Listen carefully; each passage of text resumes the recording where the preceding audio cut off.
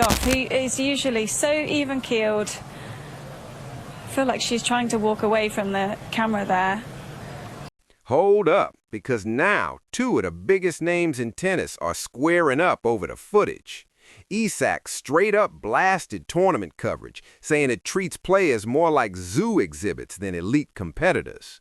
And girl, Serena Williams jumped in to defend Coco's passion and basically told the critics to back off.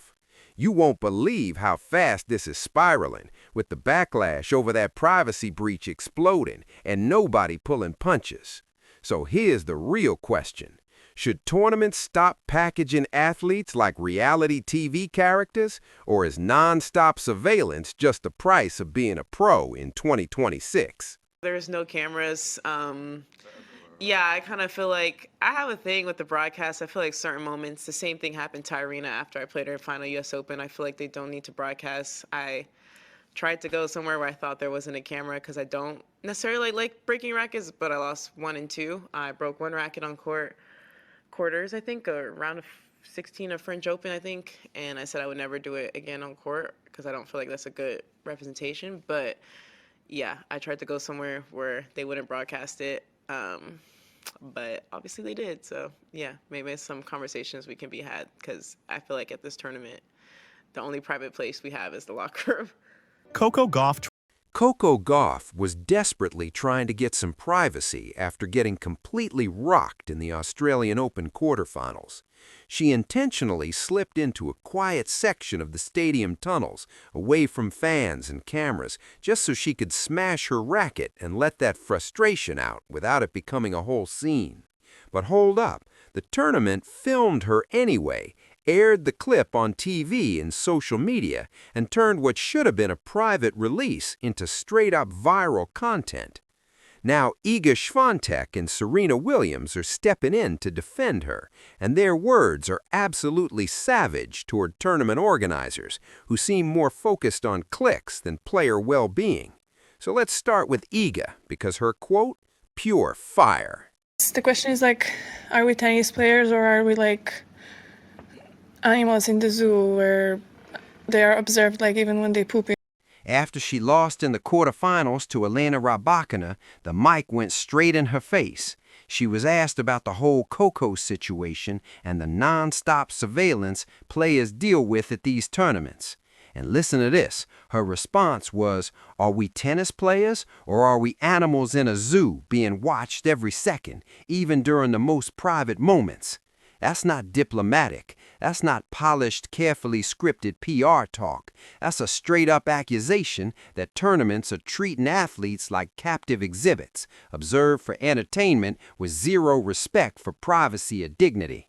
It hits hard. Some privacy and it would be nice also to, I don't know, have your own process and not always be like observed. Like, for example, I don't know, in other sports, you have some maybe technical things that you want to do, and you have, I don't know, honestly, I don't follow other sports that much, but I guess it would be nice to like have some space where you can do that without the whole world watching. Swiatek wasn't just riding for Coco. She was speaking from her own viral frustration, too. She had her own moment at the tournament blow up online after footage surfaced of her being denied entry to a restricted area because she forgot her accreditation. That clip flew across social media, people cracked jokes, and suddenly it turned into a meme.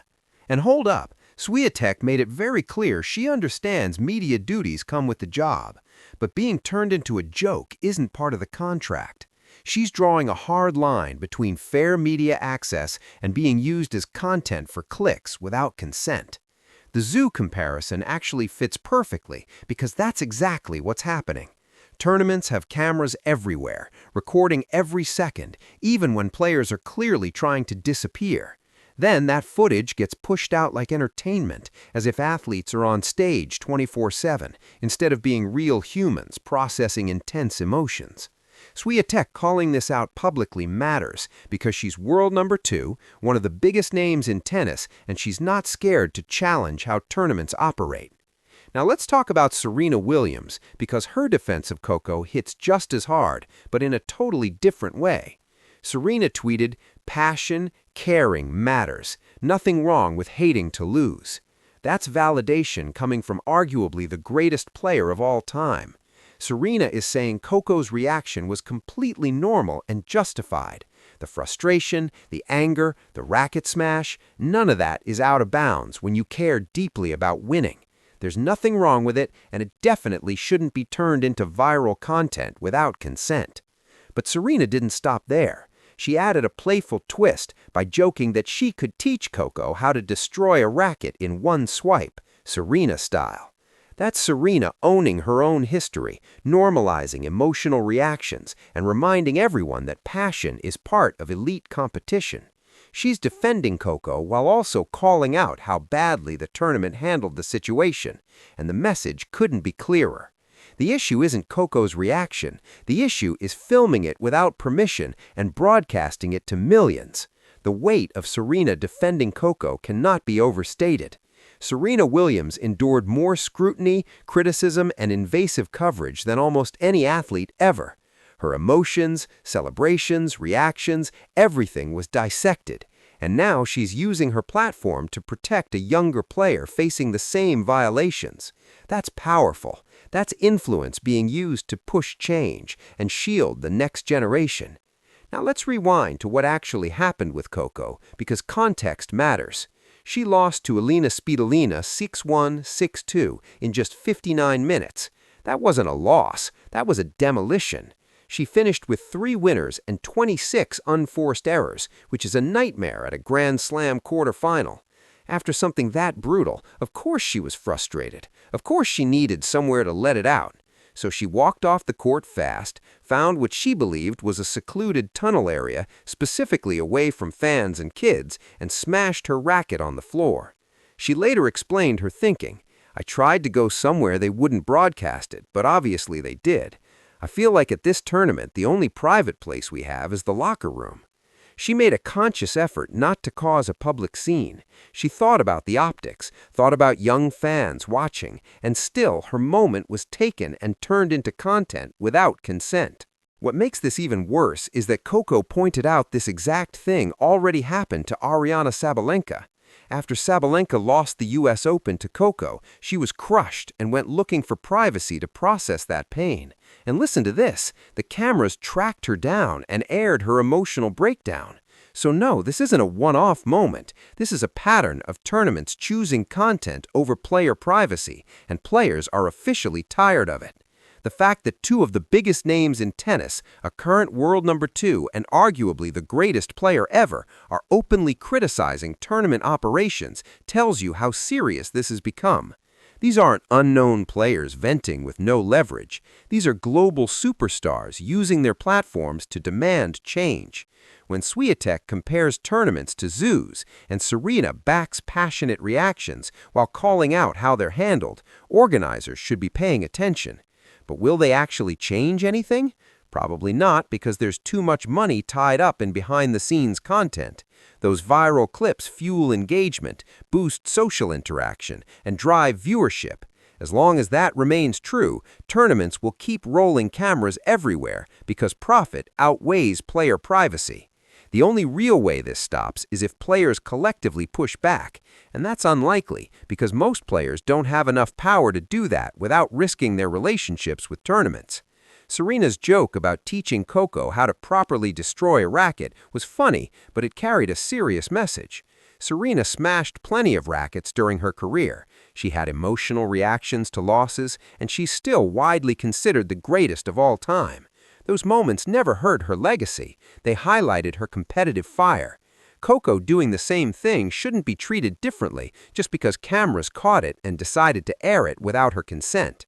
And the double standard here matters too. When male players smash rackets, it's labeled passion, intensity, competitiveness. When women do it, it suddenly becomes a meltdown or proof they can't handle pressure. Coco breaking her racket in what she believed was a private space shouldn't be controversial at all. It only became a story because the footage was released without permission and framed as something scandalous instead of normal frustration. Swiatek's distinction between media duties and becoming a meme is critical. Players understand media responsibilities come with the job. Press conferences, interviews, photo shoots, everyone accepts that. But there's a clear difference between doing media and having every moment of your life turned into content without consent. One is a professional obligation, the other is an invasion of privacy. The reality TV comparison fits perfectly. That's exactly what tournaments are turning tennis into. Constant cameras, behind-the-scenes access, raw emotional moments packaged as entertainment. The difference is reality TV participants agree to that treatment. They sign up knowing they'll be filmed non-stop. Tennis players sign contracts to compete, not to live inside a reality show. Surveillance and content creation need limits, but tournaments keep ignoring those lines because it's profitable. Coco's explanation for why she chose to smash her racket in private shows incredible maturity for a 21-year-old. She said she didn't want to take her frustration out on her team because they're good people and didn't deserve it. She knows she's emotional, so she removed herself to release that anger without hurting anyone or setting a bad example for kids watching. That's responsible emotional control. That's accountability paired with empathy, and the tournament rewarded that maturity by filming it anyway. Iga compared tournaments to zoos, treating players like animals on display. Serena defended Coco's passion and competitive fire. Both are calling out an industry that values